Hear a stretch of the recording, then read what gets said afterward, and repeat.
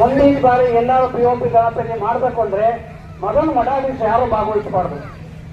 ಯಾವ ಮಠಾಧೀಶರು ಕೂಡ POP ಗಣಪತಿ ಇಡ್ತೀವಿ ನಾವು ಬರಲ್ಲ ಅನ್ಬೇಕು. ರಾಜಕಾರಣಿಗಳು ದುಡ್ಡು ಕೇಳಕ್ ಹೋದ್ರೆ ನೋಡಪ್ಪ ನಾನೇ ಗಣಪತಿ ಕೊಡ್ತೀನಿ 1,000 ಹೋಗಿ ಮಣ್ಣಿಂದ ಆಚಾರ್ಯ ಕೊಡುತ್ತೆ, ಕೆಲಸನೂ ಸಿಗುತ್ತೆ, ನಮ್ಮ ಮಣ್ಣಿಂದ ಹೋಗುತ್ತೆ, ಕರಗೋಗುತ್ತೆ. ಪ್ರಕೃತಿನ ವಿಕಾಸ ಆಗಲ್ಲ, ಮನಸ್ಸು ವಿಕಾಸ ಆಗಲ್ಲ. DJ ತಾಂಬ ಕುಣಿ ಕುಡಿ ಇದೇನಾ ನಮ್ಮ ಹಬ್ಬ? ನನಗೆ ಅನಿಸ್ಬಿಡ್ತೀನಿ ಯಾವ ಗಣಪತಿಗೂ ಕೂಡ ಉತ್ಸವಕ್ಕೂ ಹೋಗ್ಬಾರ್ದು, ಹೋಮಕ್ಕೂ ಹೋಗ್ಬಾರ್ದು, ಪೂಜೆಗೂ ಹೋಗ್ಬಾರ್ದು ಅಂತ. ಕಾಲದಲ್ಲಿ ಯಾರೋ ಇರೋರು 4 ಜನಕ್ಕೆ ಭಕ್ತಿ ಇದ್ರೆ ಇನ್ನು ಉಳಿದವರೆಲ್ಲ ಡ್ಯಾನ್ಸ್ ಮಾಡಕ್ ಬಂದಿರ್ತಾರೆ. ಇನ್ನೊಂದು ಗಂಟೆ ನಾವು ಖಾಲಿ ಮಾಡ್ಲಿ, ಬರೋ ಹೊರಕೆರೆಗದಂತ ಎಲ್ಲ ಬಾರಲ್ಲಿರೋ ಬಾಟ್ಲಿ ಖಾಲಿಯಾಗಿಂದ ಕುಡಿದು ಮತ್ತೆ ಗಣಪ ನಿಮ್ಗೆ ಆಶೀರ್ವಾದ ಮಾಡ್ತಾನ? ಆಶೀರ್ವಾದ ಮಾಡ್ತಾ ಗಣಪ ಬರೋದು ಅತ್ಯಂತ ನೋವಿನ ಸಂಗತಿ. ದಯಮಾಡಿ ಹುಡುಗರು ಬೇಸರ ಆಗ್ಬೇಡಿ. ನಿಮ್ ತಂದೆ ತಾಯಿಗಳು ಒಳ್ಳೇದ್ ಮಾಡ್ದಂಗಲ್ಲ, ಗುರು ಹಿರಿಯರಿಗೂ ಒಳ್ಳೇದ್ ಮಾಡ್ದಂಗಲ್ಲ, ದೇವರಿಗೂ ಒಳ್ಳೇದ್ ಮಾಡ್ದಂಗಲ್ಲ, ಧರ್ಮಕ್ಕೂ ಒಳ್ಳೇದ್ ಮಾಡ್ದಂಗಲ್ಲ, ದೇಶಕ್ಕೂ ಒಳ್ಳೇದ್ ಮಾಡ್ದಂಗಲ್ಲ.